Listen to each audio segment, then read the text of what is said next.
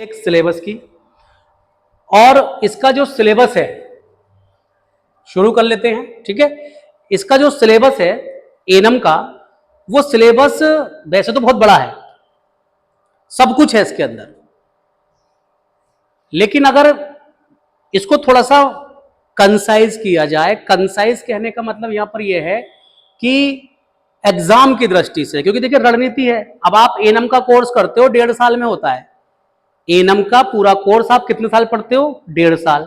अब वो सारी चीजें हमें कितने महीने पढ़नी है? मोस्टली अगर मैं मान के चलूं तो 3 माह। अभी हमारे पास जो समय है वो लगभग 3 माह का हम समय मान सकते हैं। फरवरी में भी एग्जाम हो सकता है और मार्च में भी एग्जाम हो सकता है। ठीक है, तो इस हिसाब से हमें सिलेबस को थोड़ा चूज करना पड़ेगा, कट और छट करना पड़ेगा, तो वही हमने इसमें थोड़ा सा किया है। फिर भी मैं आपको बताने का प्रयास करूंगा कि इसमें जो सिलेबस हमने बनाई है तो यूनिट वाइज रखा है। तो आपने एक यूनिट का नाम सुना होगा, कम्युनिटी हेल्थ नर्सिंग, सुना है? पेपर भी है, एएनएम में भी है और जीएनएम में भी है, एएनएम में भी है, जीएनएम में भी है। तो इसमें इसके अगर हम पाठ्यक्रम की बात करें, जो कि आपको लिखना पड़ेगा, इसका एक नोट्स बनाना पड़ेगा, क्योंकि मैंने क्या कहा, जब तक हमें रास्ता ना मालूम हो कि किस पर चलना है तब तक हम मंजिल तक नहीं पहुंच सकते। तो मंजिल तक पहुंचने के लिए पहले हमें रास्ते का पता होना चाहिए। तो पहला इसमें जो यूनिट हमने बनाई है, पहली यूनिट जो इसमें आई है वो है कम्युनिटी हेल्थ नर्सिंग।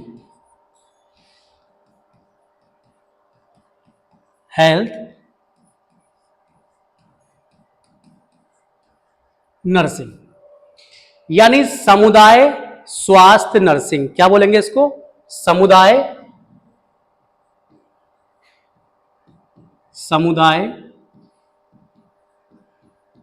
स्वास्थ्य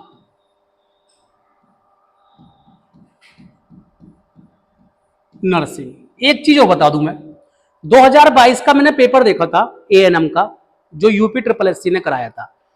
उस पेपर में लोगों को वो कठिन लगा। कठिन लगने की एक ही वजह थी कि जितनी भी हमारी छात्राएं होती हैं एएनएम पढ़ने वाली, वो एएनएम को हिंदी में पढ़ती हैं।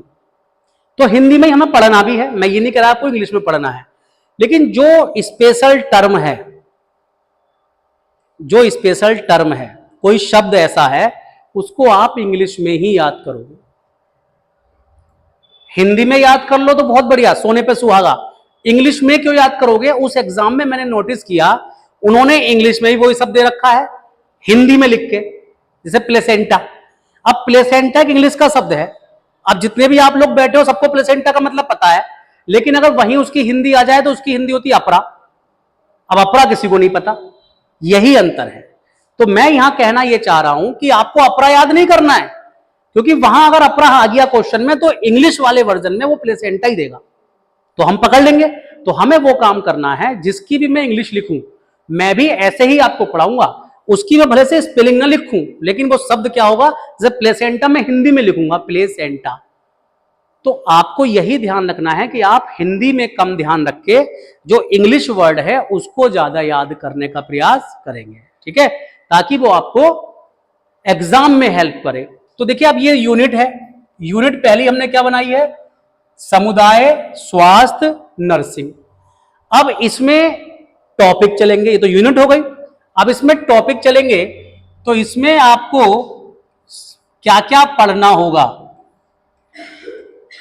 इसमें आपको पढ़ना होगा सबसे पहला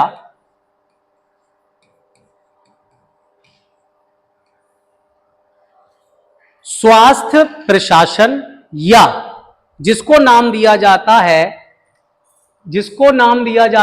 स्वास्थ्य मैनेजमेंट, या जिसको आप कह सकते हैं जो आपका भारत में, केंद्र में, राज्य में जो उसका एक एडमिनिस्ट्रेशन होता है, हेल्थ एडमिनिस्ट्रेशन या स्वास्थ्य प्रशासन, या भारत में स्वास्थ्य संबंधी नीतियों को कौन बनाता है, कौन चलाता है, जिला लेवल पर किस तरह से अस्पताल होते हैं, राज्य में क्या स्थिति होती है, एक गांव में क्या स्थिति होती है, उपकेंद्र कहां होता है, सीएचसी और पीएससी में क्या डिफरेंस होता है। समझ में आ रहा है बात? ये सब चीज, क्योंकि सबसे पहला टॉपिक तो ये होना चाहिए, हमें ये पता चलना चाहिए ना कि हम जिस चीज से जुड़ने जा रहे हैं वो चीज क्या है, कहां पर है। जैसे मैं क्वेश्चन पूछ लूं, एनएम की पोस्टिंग होगी सीएससी, पीएससी, एससी, कहां होगी? एससी पे होगी। कहां होगी?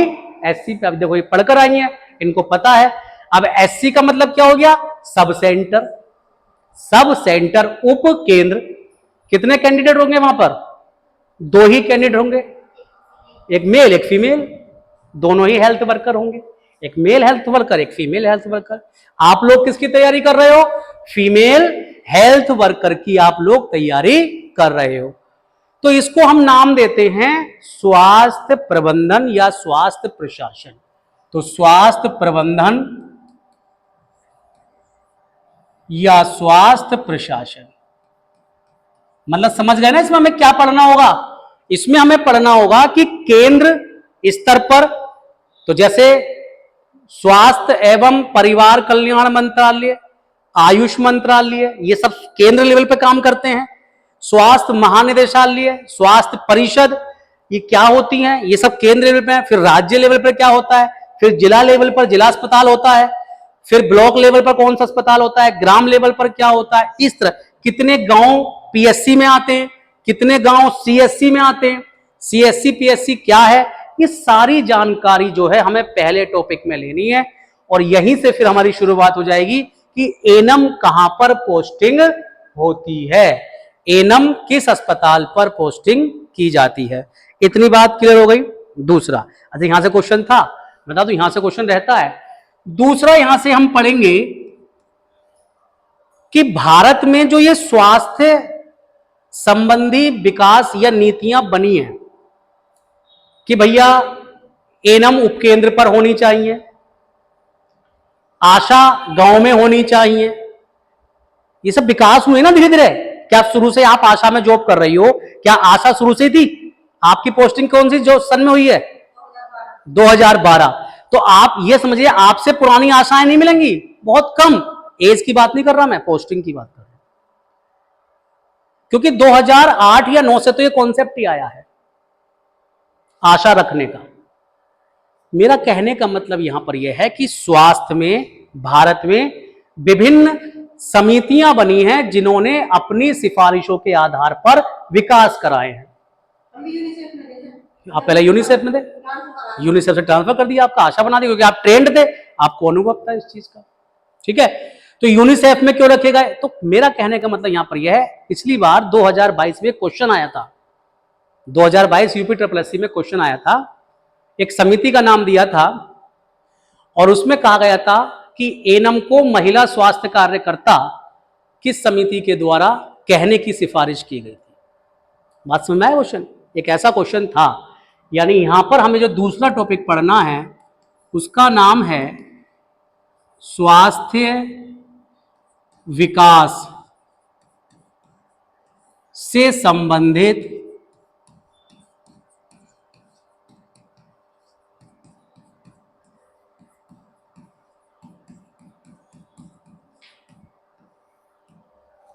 समितियां। समितियां क्या होती हैं?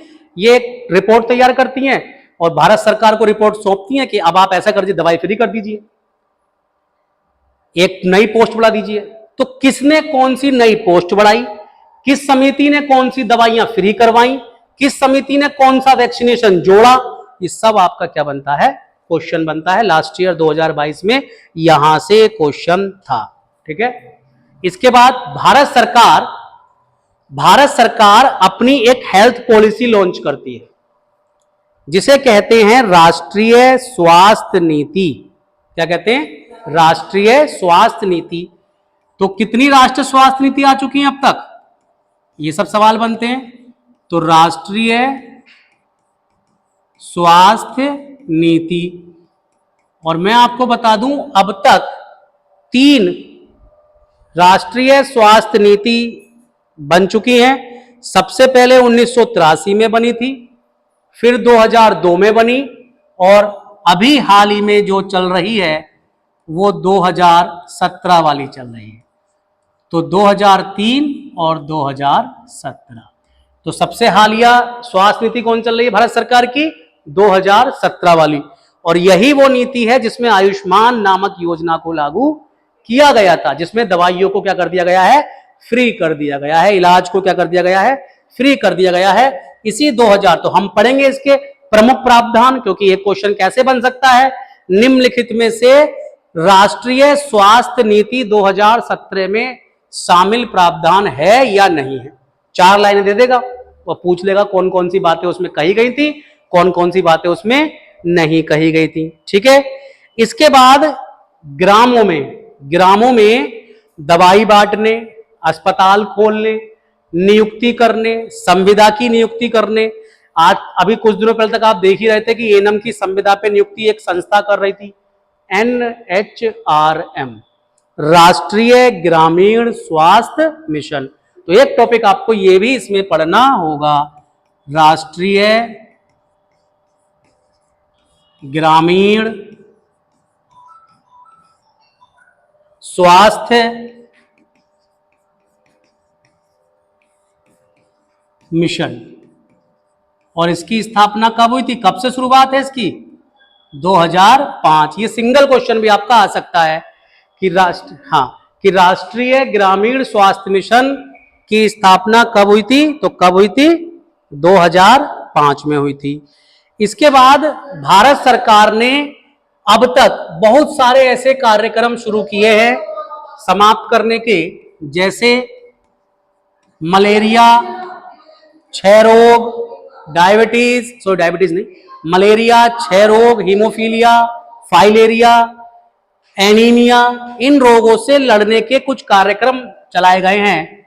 तो उनको कहा जाता है नेशनल स्वास्थ्य कार्यक्रम। तो ये हमें इस टॉपिक में पढ़ना होगा। जैसे मलेरिया कार्यक्रम कब लागू हुआ, टीबी उन्मूलन कार्यक्रम कब शुरू हुआ, समझ में आ रही बात आपको? एड्स कार्यक्रम, यानी इनको रोकने के लिए जो भारत सरकार ने अभियान चलाए हैं, कार्यक्रम चलाए हैं, वो कब कब लागू हुए हैं। और लास्ट में इस यूनिट में हमें देखना है आशा, आंगनवाड़ी और महिला स्वास्थ्य कार्यकर्ता।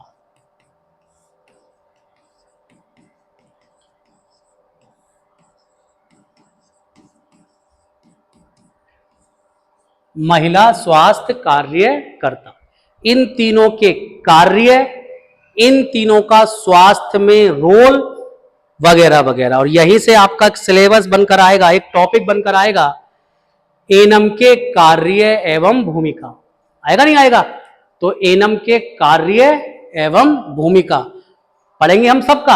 आशा के भी कार्य पढ़ेंगे।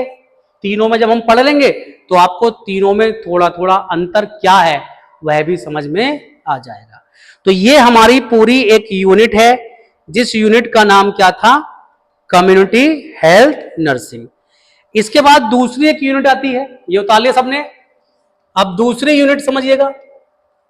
दूसरी यूनिट, यूनिट नंबर 2। पहली यूनिट में इतना पढ़ना है, अब दूसरी यूनिट में पढ़ना है। इसका नाम है प्राइमरी हेल्थ केयर। सुना होगा आपने इसका भी नाम, प्राइमरी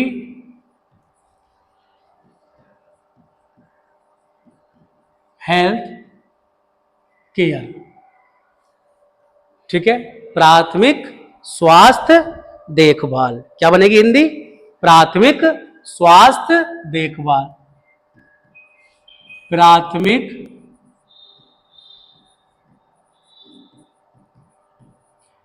स्वास्थ्य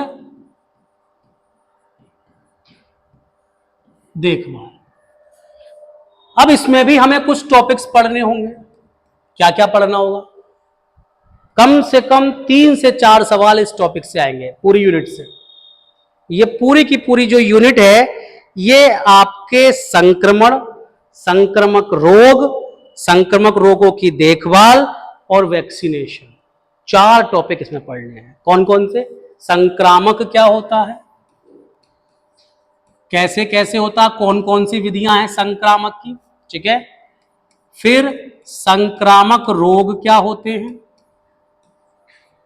संक्रामक रोग। फिर इसके अलावा संक्रामक रोगों में रोगी की देखभाल, रोगी की देखभाल। और लास्ट प्रतिरक्षण, मतलब रोगों से लड़ने की क्षमता कैसे विकसित की जाए, और इसी का दूसरा नाम है वैक्सीनेशन।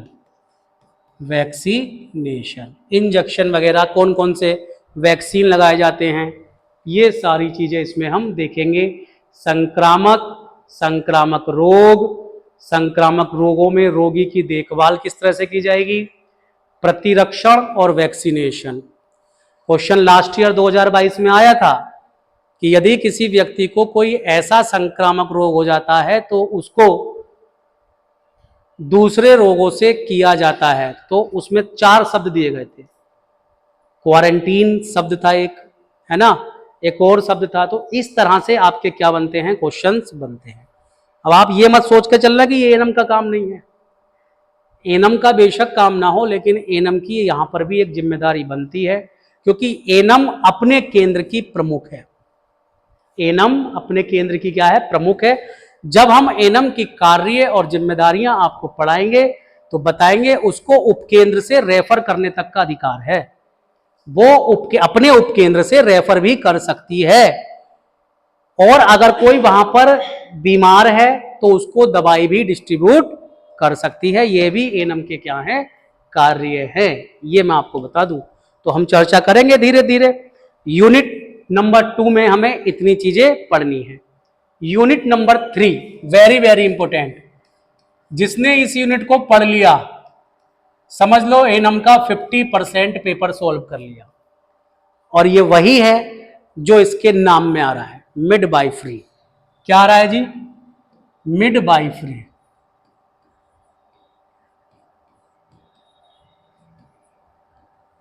मिडवाइफरी,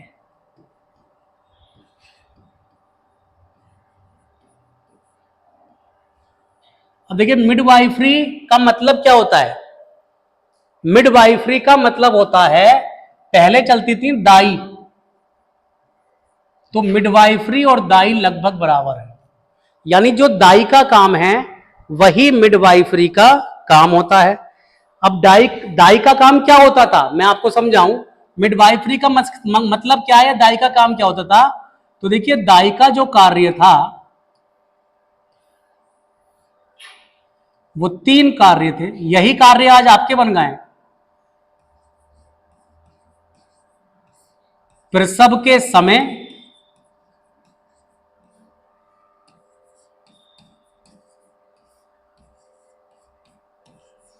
प्रसव के पूर्व,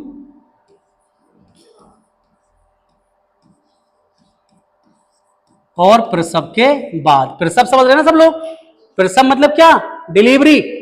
प्रसव किसे कहेंगे, डिलीवरी को। तो प्रसव के पूर्व, डिलीवरी से पहले, डिलीवरी के समय और डिलीवरी के बाद की जो देखभाल है। अब ये देखभाल किसकी होगी, ये देखभाल किसकी होगी जी, ये देखभाल 2 लोगों की होगी। डिलीवरी से पहले तो मां की होगी, डिलीवरी के समय और डिलीवरी के बाद मां और उसके बच्चे की होगी। दाई के जो पहले काम थे, दाई के जो पहले काम थे वो आज आप लोगों के काम हैं। आप लोगों के काम से मतलब किसके काम है, एएनएम। एएनएम का ये काम है मिडवाइफरी, फुल फॉर्म में आ रहा है ऑक्सिलरी नर्सिंग मिडवाइफरी। मिडवाइफरी मतलब दाई के समान कार्य है, और दाई के समान कार्य का मतलब 3 प्रकार के कार्य थे। बच्चे के जन्म होने से पहले की देखभाल मां की होगी, बच्चे के जन्म के समय बच्चे की भी देखभाल करनी है और मां की भी देखभाल करनी है, और बच्चे के जन्म, इसीलिए क्वेश्चन भी बनेंगे आगे चल के, हम चर्चा करेंगे कि पहले कितनी बार जांचें करनी है, बाद में कितनी बार जांचें करनी है। विजिट, जांचों का मतलब विजिट, लास्ट ईयर 2022 में क्वेश्चन था। इसको बोला गया था प्रसव पूर्व हाँ, प्रसव पूर्व के समय एनम कितनी होम विजिट करेगी, कितनी बार उसके घर जाएगी, पता है किसी को? 4 बार। अब हो गया 4, पहले 3 था। 2021 की जो नई गाइडलाइन आई है उसके बाद से क्या हो गया, 4 बार। वो हम बताएंगे कौन कौन से हफ्तों में जाएगी, ये भी क्वेश्चन बन सकता है। अभी तक पूछा कितनी बार गई है, तो हमने कह दिया 4 बार। अब पूछ सकता है पहली कब होगी, 12वें हफ्ते, 16वें हफ्ते, 18वें हफ्ते। दूसरी कब होगी, तीसरी कब होगी, चौथी कब होगी, क्वेश्चन बन सकता है। तो बहुत ध्यान से पढ़ना है ये सब चीजें, और यही क्वेश्चन है। अब जिसका पढ़ा हुआ नहीं है उसके लिए टफ है, जिसने पढ़ लिया उसके लिए आसान है। तो ये देखेंगे सब हम। लेकिन आपने क्या देखा कि मिडवाइफरी का मतलब दाई होता है, और दाई के कार्य ये होते हैं, और यही कार्य आज वर्तमान में किसे सौंप दिए गए हैं, एनम को सौंप दिए गए हैं। कायदे में तो एनम की सारी जिम्मेदारियां यहीं खत्म हो गई। अब वो फैक्ट बचे, कितनी बार जाएगी, कितनी बार नहीं जाएगी, वो बता दूंगा। लेकिन बेसिक कॉन्सेप्ट क्या है एनम का, वो ये है कि एनम कौन है, ये काम करने वाली जो महिला स्वास्थ्य कार्य करता है वही कौन है, एनम। अब यहां पर हम क्या क्या पढ़ने वाले हैं मिडवाइफरी में। तो मिडवाइफरी का संबंध किस चीज से हो गया, समझ में आ गया? बालक के जन्म से पहले, जन्म के बाद से, है ना। तो अब इसमें हम क्या क्या टॉपिक पढ़ने वाले हैं इसकी लिस्ट बना लेते हैं। इसमें हम पढ़ेंगे पहला, सबसे पहले तो हमें पता होना चाहिए प्रजनन तंत्र के बारे में पूरी जानकारी। ओवेरी क्या, ओवम क्या, स्पर्म क्या, ये सब चीज, क्योंकि जो बच्चा बनेगा, बच्चे का विकास होगा, वो कैसे कैसे। तो सबसे पहला टॉपिक इसमें हम पढ़ेंगे प्रजनन तंत्र। दूसरा इसमें हम पढ़ेंगे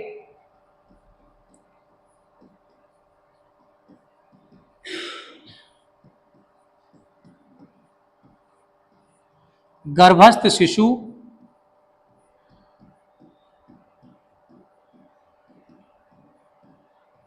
एवं प्लेसेंटा। गर्भस्थ शिशु एवं प्लेसेंटा का मतलब हो गया कि बच्चे का गर्भ में कैसे विकास होगा। बात समझ में आ रही है? बच्चे का गर्भ में कैसे विकास होगा, और बच्चा नाल, जिसे आप नाल कहते हैं आम बोलचाल की भाषा में, उसी को हम प्लेसेंटा बोल रहे हैं। उस नाल से बच्चा कब जुड़ेगा, नाल से बच्चा जुड़ने की क्रिया क्या है, सबसे पहले बच्चा किस स्थान से जुड़ेगा, कितने महीने में नाल परिपक्व हो जाएगी, नाल को काटने की प्रक्रिया क्या है, समझ रहे हैं ना, सारी चीजें, ये सब क्वेश्चन का पार्ट है। प्लेसेंटा कितने प्रकार का हो सकता है, प्लेसेंटे का जो जोड़ है बच्चे से, ऊपरी मुख, निचली मुख, आपने सुना होगा ये सब कितने प्रकार का हो सकता है, ये सारी चीजों पर हम चर्चा इसमें करने वाले हैं। उसके बाद फिर गर्भावस्था, सामान्य गर्भावस्था, सामान्य गर्भावस्था। अब सामान्य गर्भावस्था का मतलब क्या हो गया, सामान्य गर्भावस्था का मतलब कि गर्भावस्था की क्या क्या पहचान है, गर्भावस्था के क्या क्या सिम्टम्स हैं, माइग्रेन, उल्टी का आना, या गर्भावस्था की क्या क्या ऐसी स्थितियां हैं जिससे यह पता लगाया जा सकता है कि गर्भावस्था कोई गंभीर रूप तो लिए हुए नहीं है, सिकनेस कितनी है, गर्भावस्था में कौन कौन से तत्वों की जांच करानी चाहिए, गर्भावस्था में कौन कौन से तत्व कम हो जाते हैं बॉडी से, ये सारी चीजें इसमें हम पढ़ेंगे। उसके बाद प्रसव पूर्व देखभाल, देखिए आ गया वही, गर्भधारण हो गया, प्रसव पूर्व,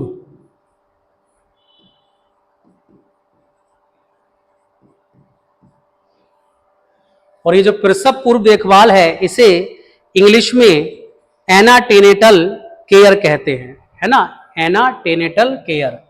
मैं इसको ऐसे ही लिख देता हूं, एनाटेनेटल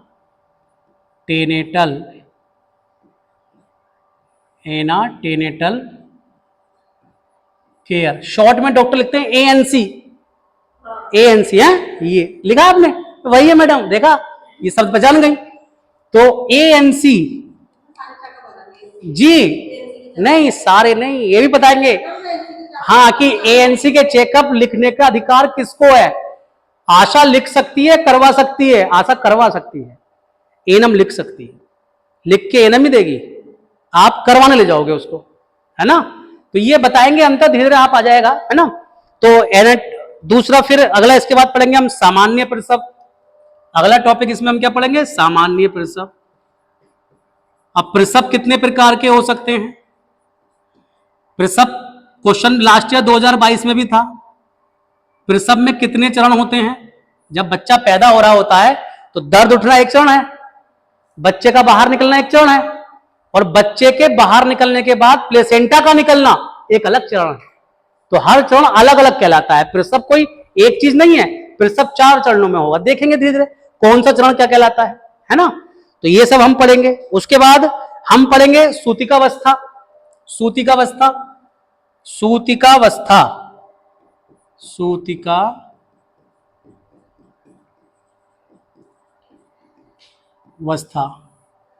बहुत इंपॉर्टेंट है। सूतिकावस्था को इंग्लिश में इसको प्योरपेरियम कहते हैं। क्या है, मैं एक पढ़ेंगे तो टॉपिक बाद में।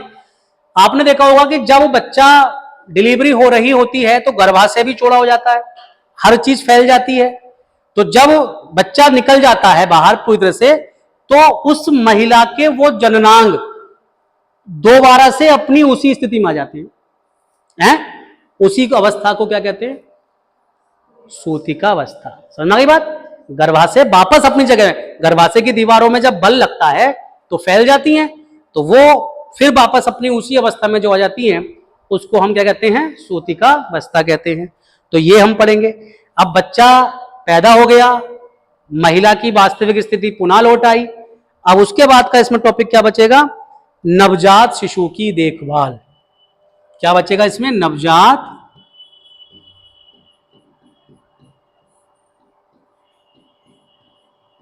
शिशु की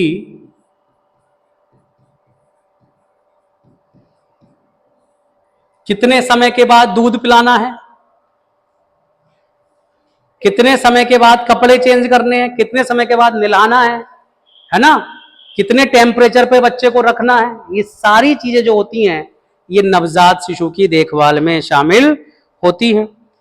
इसके बाद गर्भावस्था में असामान्यताएं, अगला टॉपिक जो इसमें हम पढ़ेंगे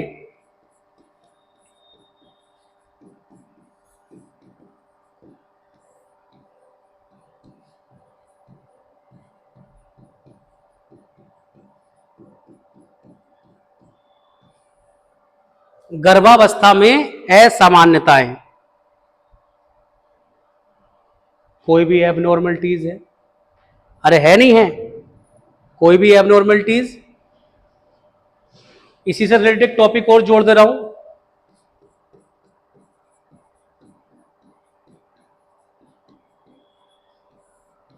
असामान्य शिशु जन्म, असामान्य शिशु जन्म।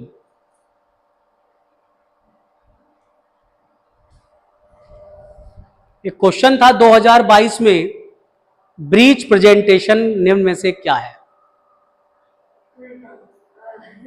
जब बच्चे के नितंब दिख रहे हैं, समझ आ गई। क्वेश्चन देख कितना आसान है, अब इन्होंने पकड़ लिया क्योंकि ये इस चीज में रहती हैं। अब आप लोग लिए थोड़ा अजीब है, यही बस अंतर है थोड़ा सा, लेकिन मैं इस तरह से पढ़ाऊंगा आपको कि बिल्कुल प्रैक्टिकली, बहुत आसान भाषा में, ताकि आप समझ जाएं। जब बच्चे की बैक दिखे, ब्रीच, बच्चा सीधा तो सिर से दिखेगा ना, सिर से दिखेगा। कहां से दिखेगा मैडम बच्चा, पहले पहले कौन सा भाग बाहर आएगा, सिर आएगा, और टांगे दिख जाए तो उल्टा है बच्चा, यही तो कहेंगे। तो उसकी कंडीशंस हैं। असामान्य शिशु जन्म, कई सारे नाम है, ये तो एक बता दिया मैंने, ऐसी कई हैं। टांगे दिख रही हैं तो क्या कहलाएगा, नितंब दिख रहे हैं तो क्या कहलाएगा, पीठ दिख रही है तो क्या कहलाएगा, सिर दिख रहा है तो क्या कहलाएगा, वो सब क्वेश्चन आते हैं।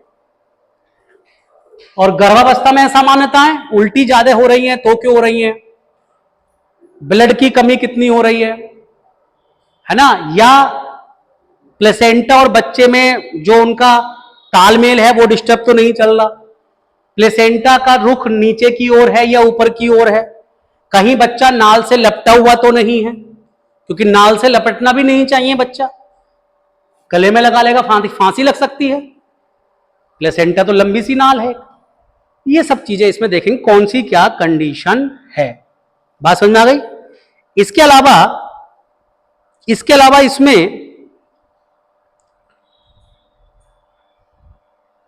एक टॉपिक है गर्भपात, बहुत ही इंपॉर्टेंट टॉपिक है, हर बार सवाल आता है। गर्भपात, एबॉर्शन, 9 तरह का लगभग होता है, लीगल, इलीगल, है ना, इंस्टीट्यूशनल, नॉन इंस्टीट्यूशनल, मतलब सरकारी अस्पताल में कराया तो इंस्टीट्यूशनल, कहीं अलग थलग करा दिया, इलीगल बिना बताए करा दिया, लीगल बता के करा दिया, है यही सब, लेकिन 9 तरह का कम से कम पढ़ना होता है। क्या क्या इसकी कंडीशंस होती हैं वो इसमें हम सब देखेंगे। तो मिडवाइफरी में आपको इतनी सारी चीजें पढ़नी होती हैं, ये आप समझ लेगा। अब आप 2022 का पेपर उठा कर देखिएगा, और ये सारे टॉपिक जो मैंने आपको लिखाए हैं, आप सर्च कर सकते हैं 2022 का पेपर। मैं चैलेंज कर सकता हूं 2022 का पेपर का 50% भाग, यानी 100 में से 50 सवाल सिर्फ इन्हीं सब पोर्शनों से, हर तीसरा सवाल यहीं से है, हर तीसरा सवाल एग्जाम में इन्हीं में से एक से है। गर्भावस्था से कम 10 सवाल है, 10 सवाल गर्भावस्था से, क्योंकि इतनी सारी कंडीशंस है ना, वो हम देखेंगे धीरे धीरे। बहुत ये तो हमने लिखा है ना केवल, अभी सब इसमें हम प्रवेश करेंगे तो और गहराइयों में चले जाएंगे। और मैंने एक ही चीज ऑब्जर्व की है कि एनएम का जो सिलेबस है वो तो पता नहीं क्या उन्होंने बनाया है, लेकिन पेपर पूछने का जो तरीका है वो उतना भी आसान नहीं है। उन्होंने शब्दों को बड़ा घुमाया है, और घुमाने का मतलब वो घूमेंगे क्यों, क्योंकि वो आपकी रीत से बाहर है। हमारे उत्तर प्रदेश में आज भी अधिकांश बहनें जो एनएम का कोर्स कर रही हैं वो घर पर बैठकर कर रही हैं, वो रेगुलर वे में नहीं कर रही। और अगर रेगुलर कर भी रही हैं तो वहां पर पढ़ाने वाले अध्यापक ऐसे नहीं है जो इतनी गहराई से पढ़ाएं, जितनी गहराई से यूपी ट्रिपल एससी आपसे एग्जाम पूछ रहा है। मैं ये नहीं कह रहा बहुत टफ है, आप नहीं कर सकते, कर सकते हो, लेकिन जैसे ही मैंने कहा भी ब्रीच प्रेजेंटेशन, तो उन्होंने क्या कहा, उल्टा बच्चा। यही अंतर है बस, क्वेश्चन में उल्टा बच्चा पूछेगा या ब्रीच प्रेजेंटेशन पूछेगा, ब्रीच प्रेजेंटेशन पूछेगा, उल्टा बच्चा थोड़ी पूछेगा। वो टर्म देगा ना, अपनी शब्द देगा, वो शब्द वही देगा जो किताबी लैंग्वेज में है, और उस किताब से आप दूर रहे, क्योंकि आपको या और भी जो छात्राएं हैं जिन्होंने एनएम का कोर्स किया है उन्होंने उतनी ईमानदारी से वो कोर्स नहीं किया। तो थोड़ा सा यहाँ मेरे साथ जब मैं आपको पढ़ाऊं, जितना भी पढ़ाऊं उसको रटना है, याद करना है, और मुझे सुनाना भी है, तभी आपका काम हो पड़ेगा, है ना। तो मैंने बता दिया 50% जो है इस यूनिट से क्वेश्चन आए थे। अब 2 यूनिट और बनाई है हमने, यूनिट नंबर 4, 3 हो चुकी ना। यूनिट नंबर 4 में है आपका पोषण।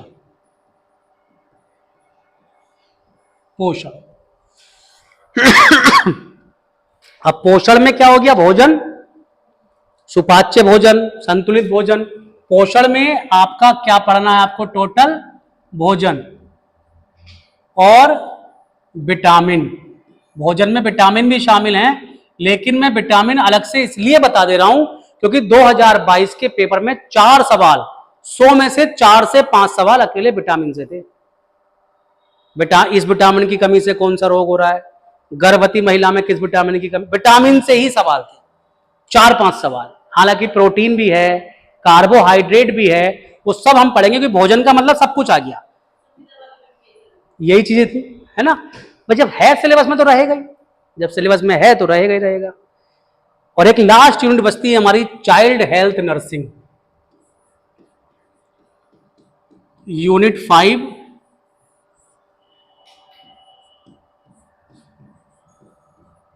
Child health nursing. Child health nursing. और चाइल्ड हेल्थ नर्सिंग में शिशु का वृद्धि विकास, शिशु का पोषण, इसमें जो जो हमें टॉपिक पढ़ने हैं वो पढ़ने हैं शिशु की वृद्धि,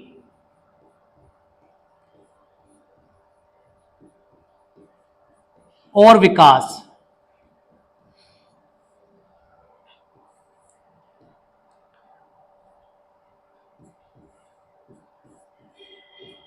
शिशु रोग,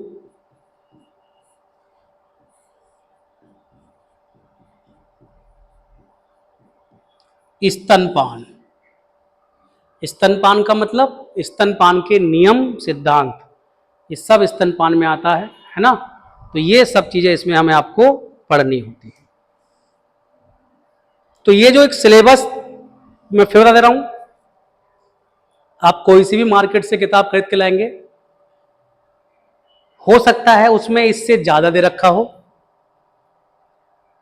या हो सकता है इससे कम। ये मेरा बनाया हुआ है, ये सिलेबस किसी आयोग की वेबसाइट पे नहीं है, ये मेरा बनाया हुआ सिलेबस है।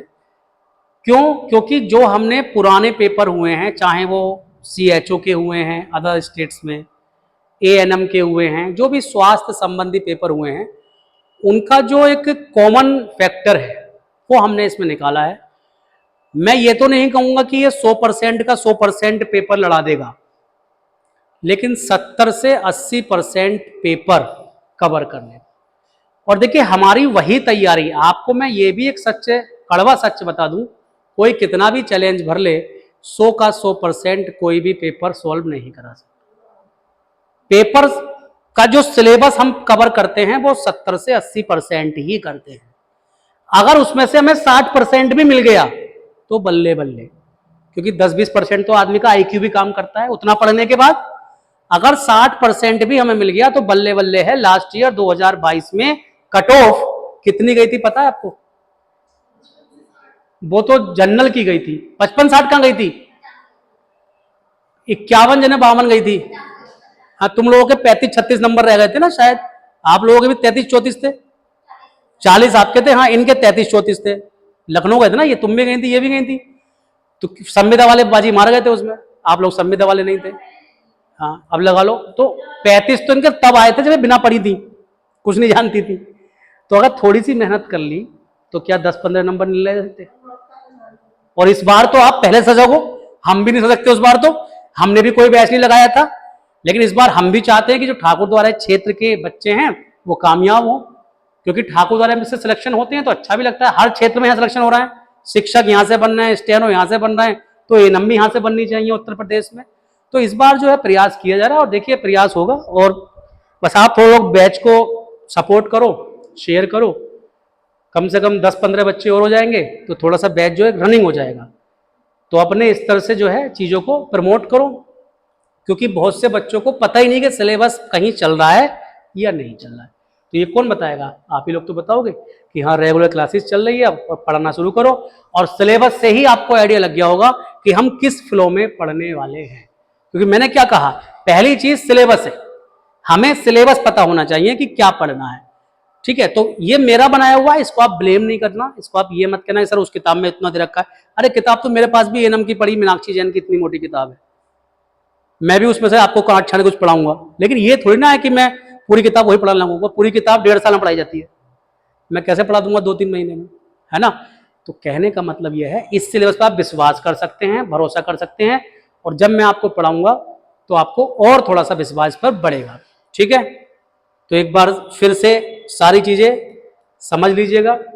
यूनिट फर्स्ट बताई थी हमने सामुदायिक स्वास्थ्य नर्सिंग, ठीक है। दूसरी यूनिट बताई थी प्राइमरी हेल्थ केयर, उसमें ये टॉपिक हमें पढ़ने हैं। तीसरी यूनिट बताई थी हमने मिडवाइफरी, उसमें हमें ये वाले सारे टॉपिक पढ़ने हैं। और इसमें यह भी बताया गया था कि 50% जो है आपका सिलेबस पिछली बार लड़ा था। और इसके बाद यूनिट 4 में पोषण और यूनिट 5 में चाइल्ड हेल्थ केयर आपको पढ़ना है। इतनी चीजें आपको यहां पर पढ़नी है। बात समझ में आ गई? बात समझ में आ गई कि नहीं आ गई? अब जैसे कि मैंने आपसे कहा है कि हम पहला टॉपिक जो इसमें शुरू करेंगे वो शुरू करेंगे स्वास्थ्य संगठन।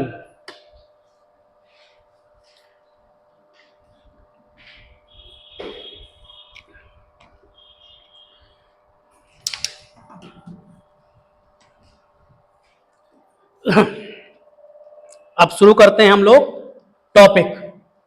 देखिए यूनिट तो आपको समझ में आ गई। यूनिट हम पहली शुरू करने जा रहे हैं और पहली यूनिट का नाम क्या था? Community health nursing. तो पहली यूनिट रहेगी हमारी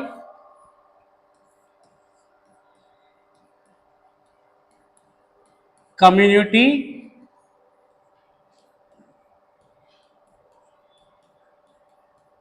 हेल्थ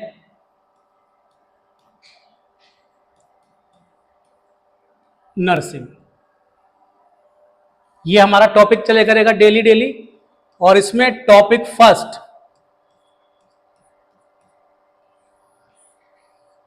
इसमें हम टॉपिक फर्स्ट शुरू करने जा रहे हैं जिसका नाम है स्वास्थ्य संगठन।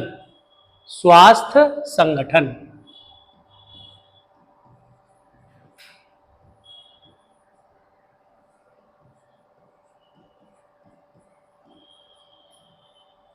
इसको आप इंग्लिश में हेल्थ ऑर्गेनाइजेशन कह सकते हैं।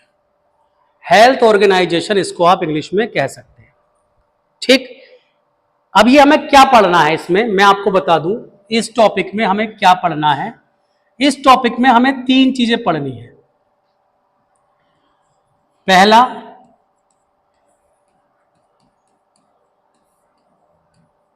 केंद्र स्तर पर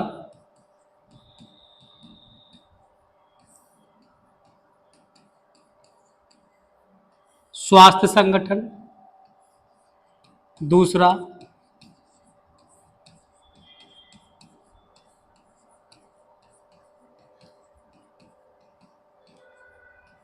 राज्य स्तर पर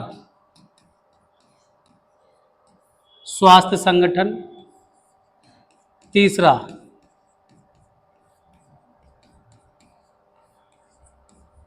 जिला स्तर पर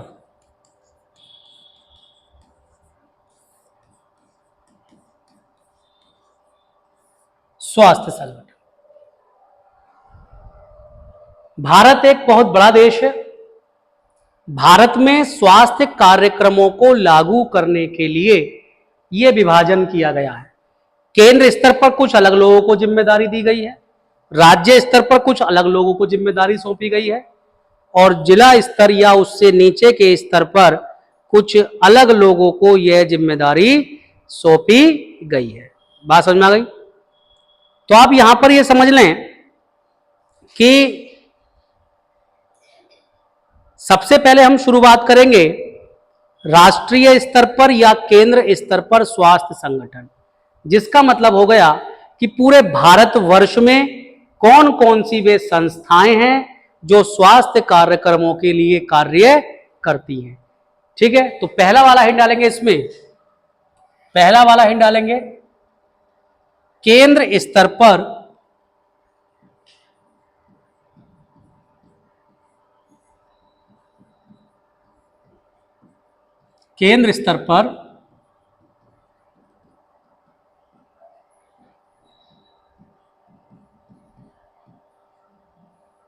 स्वास्थ्य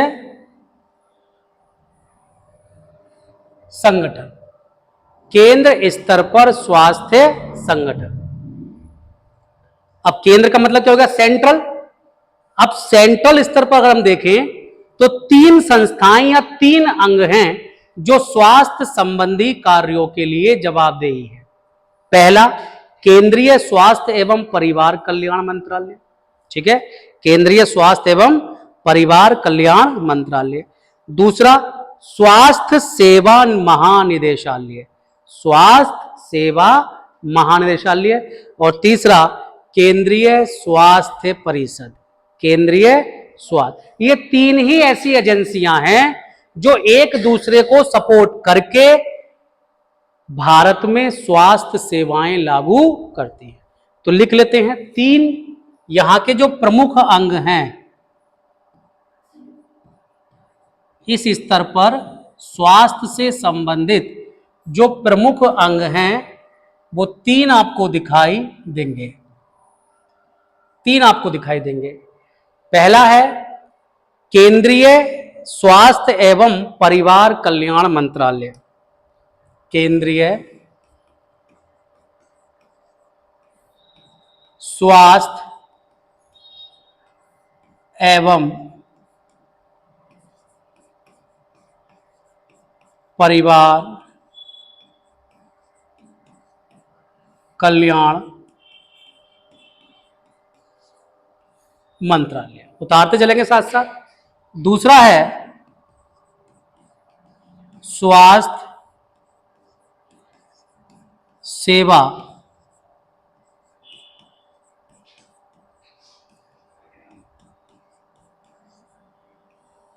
महानिदेशालय, और तीसरा है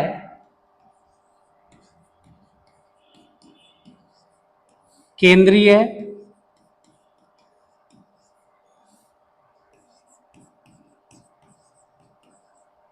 स्वास्थ्य परिषद।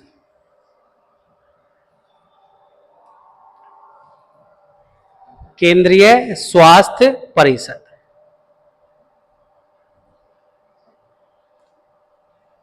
ठीक। अब ये जो है इसमें केंद्रीय स्वास्थ्य परिवार कल्याण मंत्रालय है, इसका जो प्रमुख है वो होता है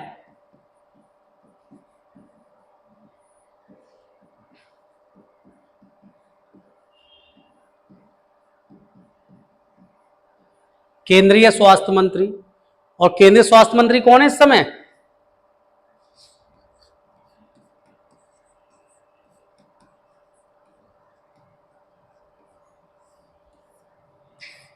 कौन है? जेपी नड्डा, जगत प्रसाद नड्डा। ठीक है। यहां जो प्रमुख होता है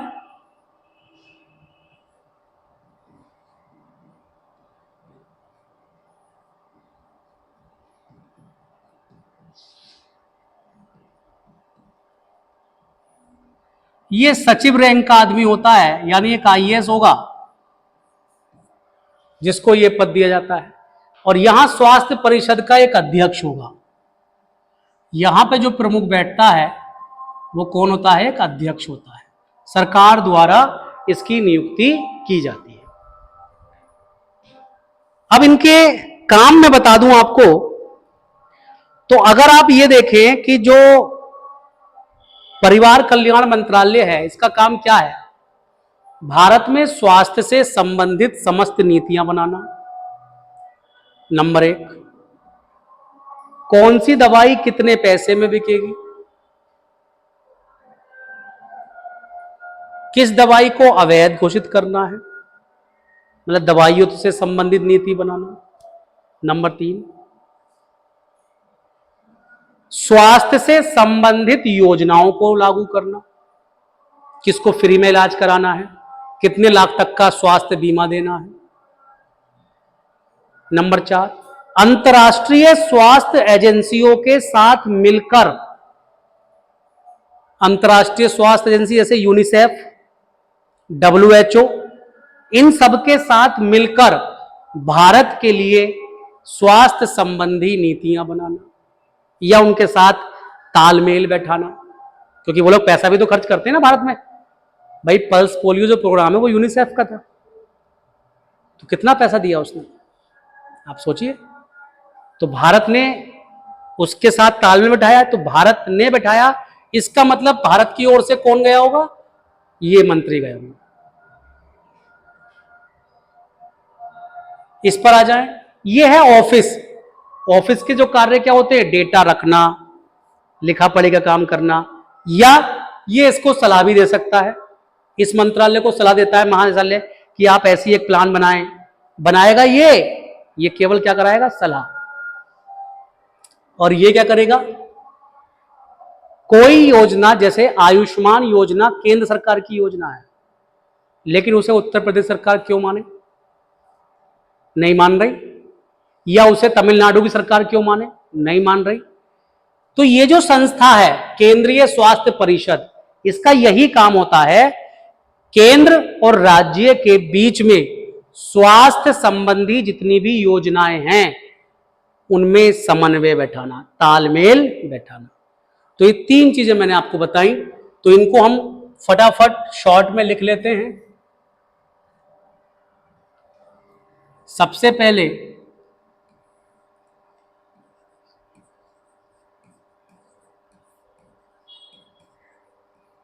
इस संस्था का प्रमुख कार्य यानी जो मंत्रालय है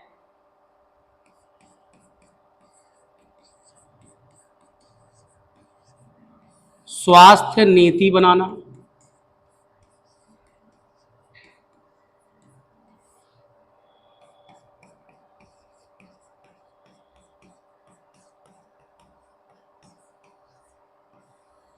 अंतर्राष्ट्रीय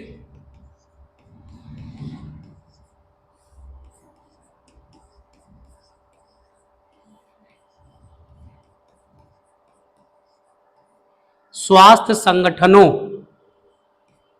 के साथ तालमेल बनाना,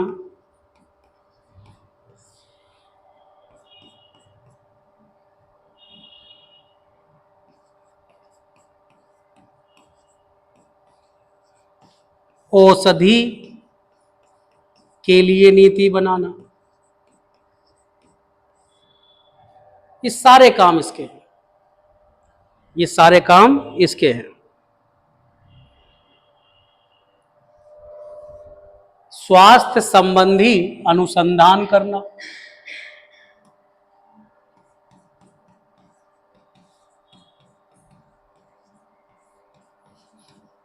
अनुसंधान किसे कहते हैं? रिसर्च को। तो स्वास्थ्य संबंधी अनुसंधान करना। अगला, जितने भी प्रशिक्षण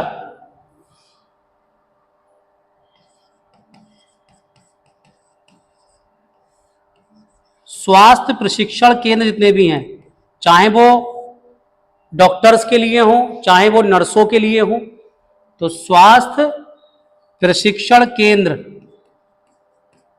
केंद्रों का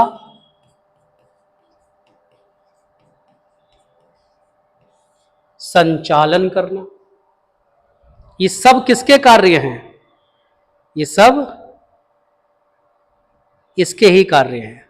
और हाँ, स्वास्थ्य और बाकी गर्भ निरोधक या बच्चों में गैप, जनसंख्या, परिवार कल्याण मंत्रालय भी तो आ गया ना इसमें। तो परिवार कल्याण मंत्रालय क्या हो गया? परिवार कल्याण मंत्रालय किस पे काम करता है? इसी पे काम करता है, गर्भ निरोधक पर, या बच्चों में 3 वर्ष का गैप होना चाहिए। ये सब जो ऐड देता है, कौन ऐड देता है? तो यही मंत्रालय ऐड देता है। तो ये सब चीजें आप अंडरस्टूड है, आप समझिएगा। दूसरी बात कर लेते हैं, ये इसकी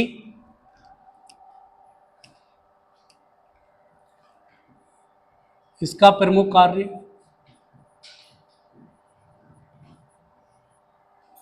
इसका प्रमुख कार्य है, ये एक सलाहकार बॉडी है।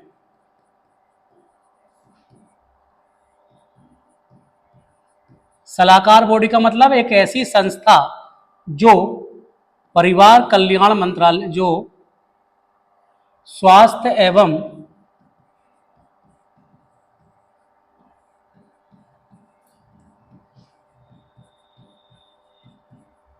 परिवार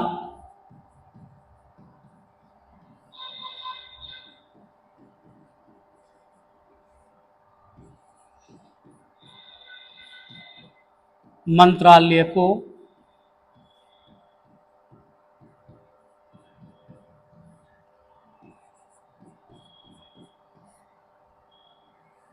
तकनीकी सहायता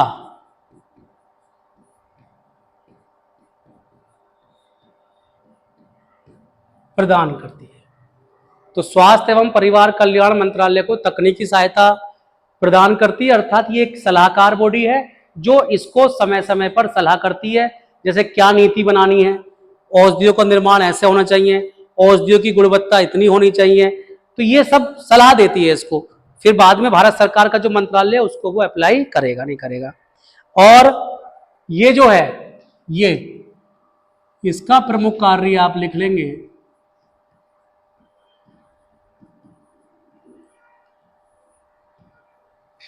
केंद्र व राज्यों के मध्य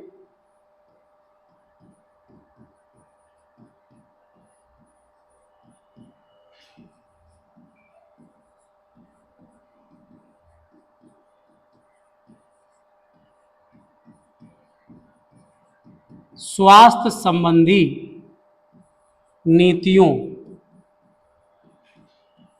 और सेवाओं में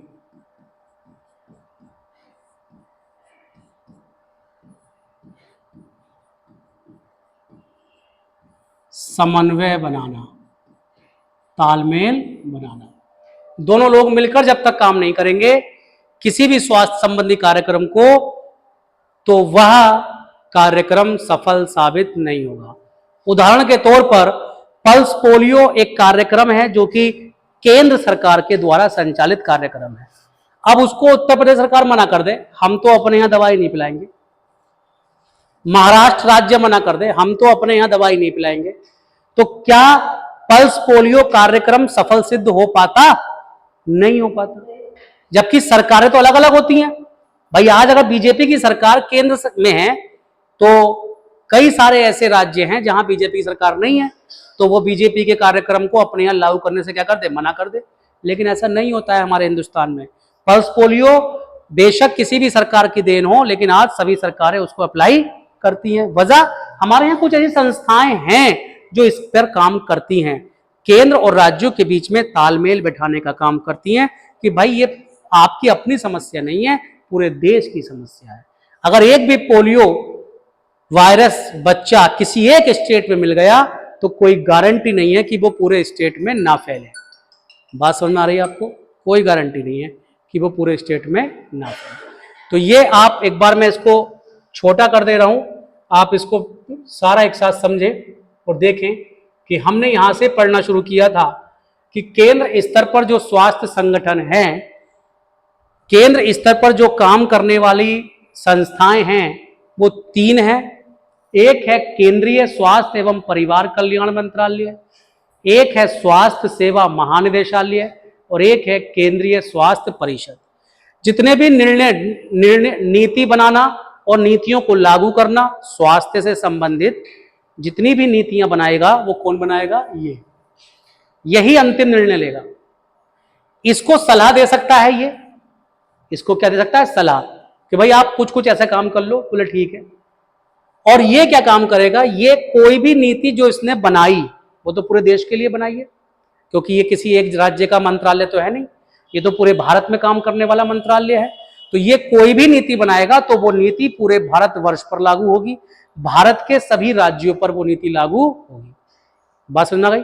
अब जब वो भारत के सभी राज्यों पर नीति लागू होगी तो कहीं कोई राज्य बिदक ना जाए, अलग ना हो जाए, इसलिए केंद्रीय स्वास्थ्य परिषद राज्यों और केंद्र में कोई भी स्वास्थ्य संबंधी नीति या योजना बनाने के लिए दोनों में सेटिंग करने का काम करती है। ये 3। अब बिल्कुल सेम, बिल्कुल ऐसे ही स्टेट लेवल पर भी काम होता है। और अगर हम, अच्छा हाँ, इसमें थोड़ा सा ये और देख लीजिएगा, इसमें कौन कौन से विभाग काम करते हैं, है ना?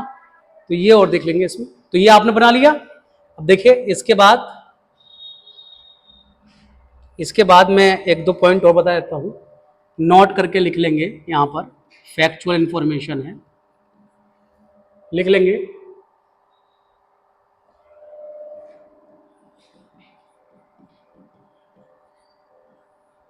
स्वास्थ्य एवं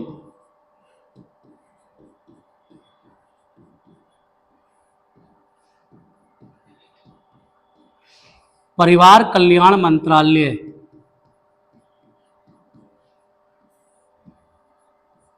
में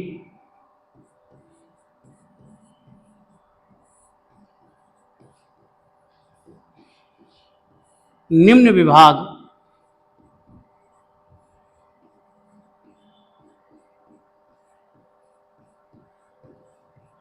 कार्य करते हैं।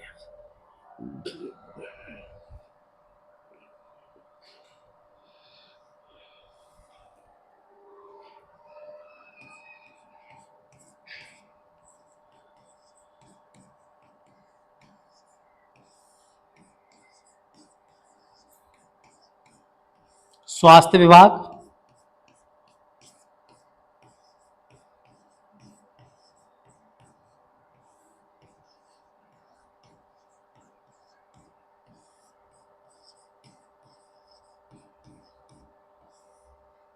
परिवार कल्याण विभाग,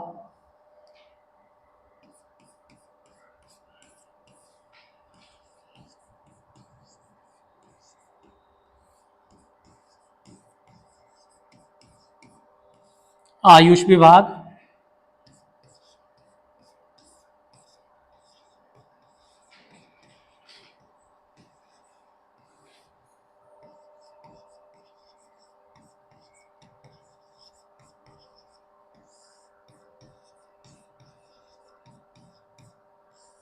स्वास्थ्य अनुसंधान विभाग। तो ये प्रमुख विभाग हैं जो इस पर काम करते हैं, ये आप समझ लीजिएगा। ठीक है,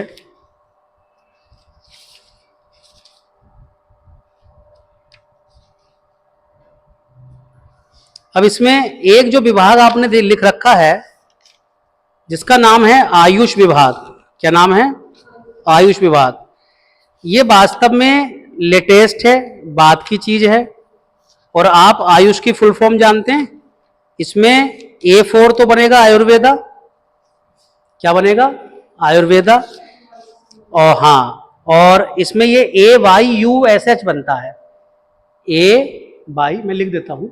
जो आयुष है, ये जो आयुष है, इसमें एक दूसरा नोट करके आप लिख लेंगे।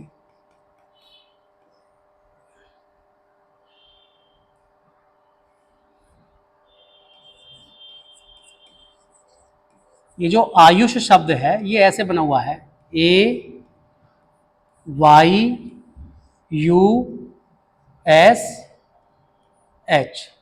ऐसे बना हुआ है। तो इसमें ये 5 चीजें आ रही हैं। A फॉर आयुर्वेद,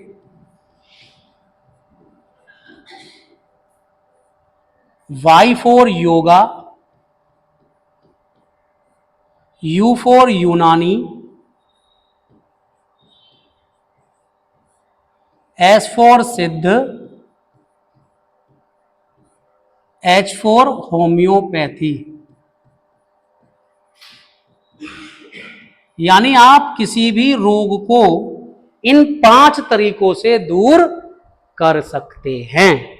इस विभाग में यही काम किया जाता है कि कोई सा भी रोग हो, उससे लड़ने की जो औषधियां हैं वो इन 5 रूपों में आपकी हो सकती हैं। कौन कौन से वो रूप हैं? आयुर्वेदा, योगा, यूनानी, सिद्धा और होम्योपैथी। ठीक है, आयुष विभाग का जो पहले नाम था वो होम्योपैथी विभाग ही था। और 2003 में होम्योपैथी विभाग का नाम बदलकर क्या कर दिया गया है? आयुष विभाग कर दिया गया है। तो ये पॉइंट भी आप लिख सकते हैं, ये इंपॉर्टेंट है, ये आप लिख सकते हैं।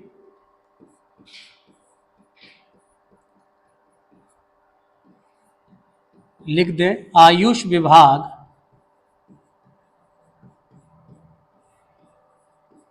का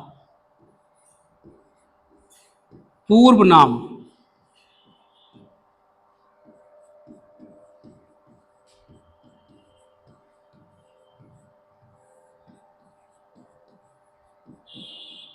होम्योपैथी विभाग था। होम्योपैथी विभाग को ही 2003 में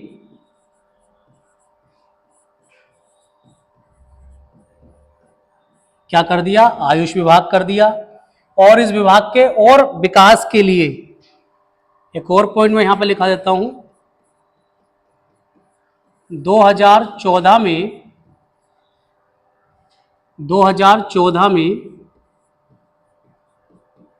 आयुष मंत्रालय का भी गठन किया गया। यानी अब ये न केवल विभाग है बल्कि मंत्रालय भी इसका अलग कर दिया गया है 2014 से। तो 2014 से आयुष मंत्रालय का भी क्या हो गया है, गठन हो गया है। ये आप ध्यान कर लीजिएगा। ठीक, तो इसमें राज्य स्तर में कोई विशेष नहीं पढ़ना है, ये तो केंद्र स्तर का हमने देख लिया। मैं आपको यहां भी बता देता हूं, थोड़ा सा ऊपर बढ़ा के हेडिंग डाल दें आप, कोई बात नहीं, हेडिंग डाल दें। राज्य स्तर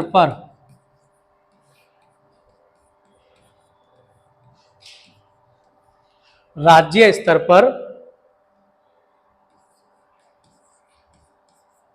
स्वास्थ्य संगठन,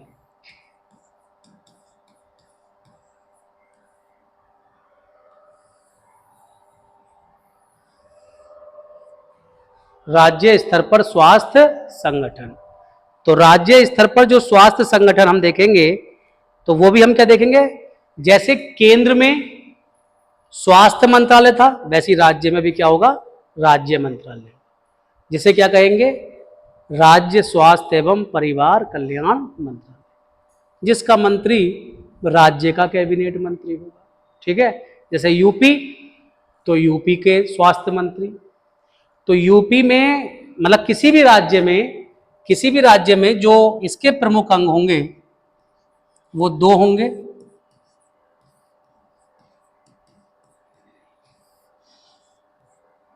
एक मंत्रालय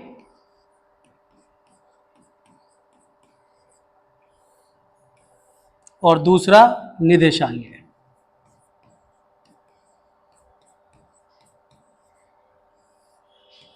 मंत्रालय में मंत्री जी बैठेंगे, यानी कैबिनेट मंत्री बैठेंगे यहां पर, स्वास्थ्य मंत्री होंगे ये, क्योंकि स्वास्थ्य की बात चल रही है, और यहां पर सचिव बैठेंगे जो डायरेक्टर कहलाएंगे, हेल्थ डायरेक्टर, है ना। तो ये बिल्कुल वही काम होगा जो ऊपर देखा था। एक स्टेट में सारी स्वास्थ्य संबंधी नीतियां कौन बनाएगा, कौन लागू करेगा, मंत्रालय, और इनको सलाह कौन देगा, सचिव। ये इनका ऑफिस हो गया, ये ऑफिशियल वर्क करेगा, ये नेता हो गए। सलाह तो नेताओं को ये देंगे कि नेताजी आप ये काम कर लीजिए, इन्हें तो साइन करना होगा, ड्राफ्ट तैयार करके तो ये देंगे इनको, है ना। तो आप समझिएगा कि जैसे अभी तक हम ऊपर से पढ़कर आए थे, इसमें आपको बस यही जानना है कि किसी भी स्टेट लेवल पर प्रमुख जो अंग हैं स्वास्थ्य संबंधी कार्य करने के लिए, वो एक तो मंत्रालय होगा, स्वास्थ्य मंत्रालय, और एक होगा स्वास्थ्य निदेशालय। ऊपर स्वास्थ्य महानिदेशालय था, यहां हम कहेंगे स्वास्थ्य निदेशालय, क्योंकि महानिदेशालय एक ही होगा पूरे भारत में। स्वास्थ्य निदेशालय हर राज्य का अलग अलग होगा, और वो राज्य की सीमा के भीतर कार्य करने के लिए ही उत्तरदायी होगा। जैसे हम उत्तर प्रदेश की बात करें, तो उत्तर प्रदेश स्वास्थ्य निदेशालय, उत्तर प्रदेश स्वास्थ्य मंत्रालय, उत्तर प्रदेश स्वास्थ्य कैबिनेट मंत्री, उत्तर प्रदेश स्वास्थ्य सचिव। स्टेट का नाम उनके आगे लगा देंगे, काम इनके वही रहेंगे जो हम ऊपर पढ़कर आए। ऊपर हमने पूरे भारतवर्ष के लिए पढ़ा है, यहां केवल एक स्टेट में काम करेंगे। अब इसके बाद जो अगली क्लास है वो आप लोगों के लिए बहुत इंपॉर्टेंट क्लास है, जहां से क्वेश्चन बनते हैं और जहां से हम बहुत सारे क्वेश्चन आपको पढ़ाएंगे भी। तो तीसरा हेडिंग डाल दीजिएगा जो हम कल क्लास करेंगे। तो तीसरा हेडिंग क्या होगा हमारा, तीसरा हेडिंग होगा जिला स्तर पर, जिला स्तर पर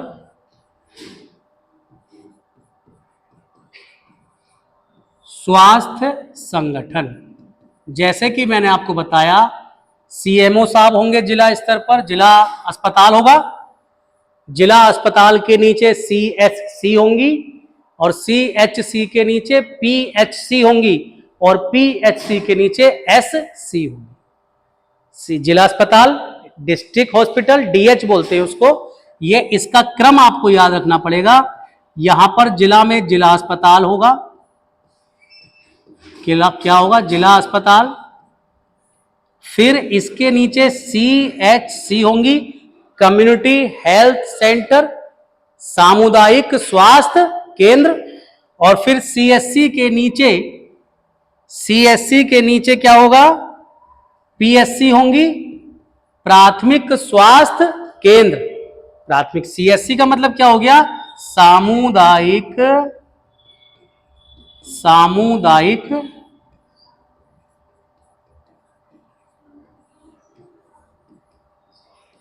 स्वास्थ्य केंद्र। पीएससी का मतलब हो गया प्राइमरी या प्राथमिक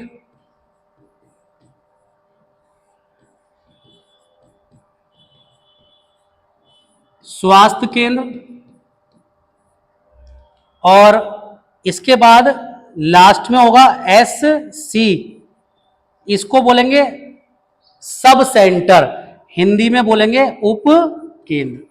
आप लोगों की जो पोस्टिंग होती है एएनएम की, वो उपकेंद्र पर होती है, ना कि पीएससी पर, ना कि सीएससी पर। यहां तो आप रिपोर्ट जमा करने जाते हैं अपने सीनियर्स को, लेकिन आपको जो बैठना होता है वो कहां बैठना होता है? एससी पर, उपकेंद्र पर। आशा भी उपकेंद्र पर पोस्टिंग होती है और आंगनबाड़ी भी उपकेंद्र पर पोस्टिंग होती है।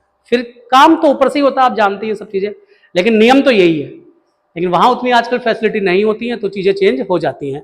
तो हम ये कल पढ़ेंगे पूरा स्ट्रक्चर, सीएससी पीएससी में कितने गांव, कितने बेड, एएनएम का क्या काम होगा, यहीं से निकल कर आ जाएगा सब चीजें। ठीक है, तो कल क्लास हम करेंगे। धन्यवाद।